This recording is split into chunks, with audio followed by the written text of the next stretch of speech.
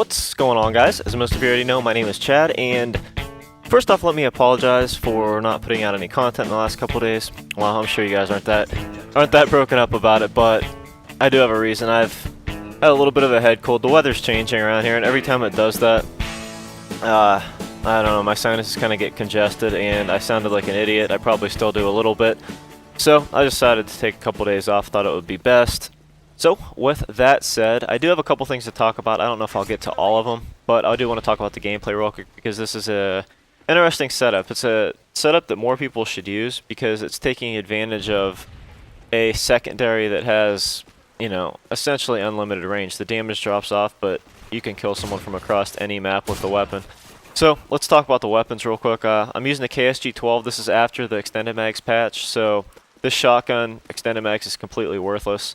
You want to use grip on it. It has a big enough clip that, you know, extended mags doesn't do anything for it. It's a pump action anyways, so you have plenty of ammo to take out the entire team before you run out of bullets, and then you can reload. So, you know, like I said, no extended mags. The secondary is the MP9 with extended mags. It is an outstanding secondary. If you haven't tried it yet, you need to.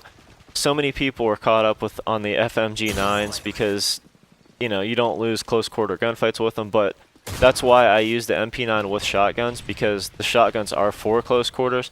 The MP9 is unbelievable. Like I said, it'll shoot all the way across the map. It has no idle sway, very little recoil, fast rate of fire. ADS is faster than SMGs. I mean, the list goes on and on. It's a great weapon. It rivals pretty much all the SMGs in the game.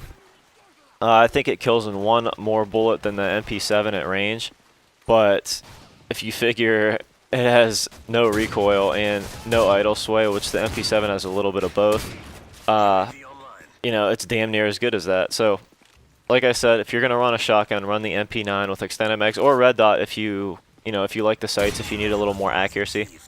But anyways, this is a great setup, so try it out. If you don't like the KSG12, you know, try the USAS or even the Striker if you want that now, because I don't think anybody's gonna make fun of you for using the Striker now. It's nerfed. It's still very usable, don't get me wrong, but it doesn't have that insanely long one-hit kill range anymore, and a lot of times it's going to take 2 shots.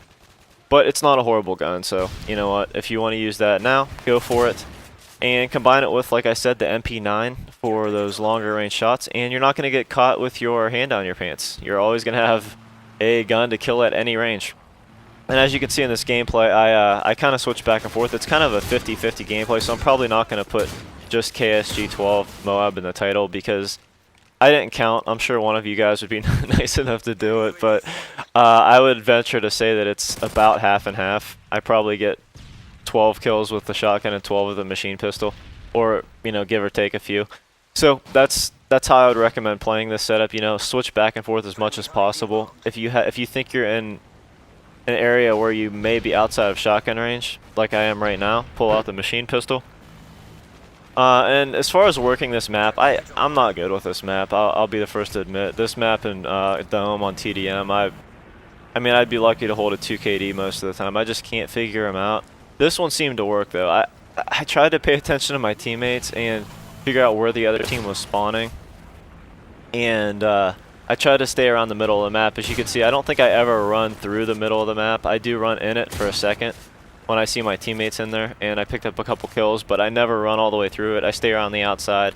I try that with Dome too, but man, Dome just does not work out for me. I've had a couple decent games on it, but I don't know what it is. I can't figure it out. I can't get into the flow of the map. Right when I think that you know, I'm good to go, I'm flanking the other team, I get shot by someone in a corner or someone spawning behind me, or I don't know. It's just everything that happens on that map.